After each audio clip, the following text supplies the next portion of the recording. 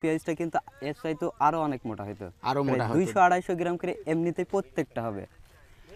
এক একটা পেঁয়াজ 300 গ্রামও ওজন চলে আসবে এমন মনে হচ্ছে।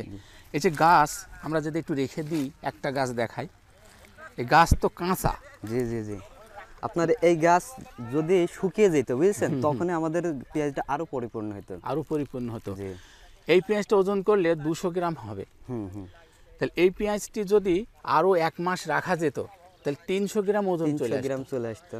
তাহলে 1 কাঠা জমিতে 9 মণ 10 মণ ফলন আশা করা যায়। এই তিনটে যা দেখেন, দেখেন, এটা দেখেন, দেখছেন কত সুন্দর। এ পাশেরটা দেখেন, এ পাশেরটা দেখেন কত মোটা। সেই আমি যদি আপনাদেরকে একটি উঠিয়ে দেখাই, দেখেন, এই দেখেন, দেখছেন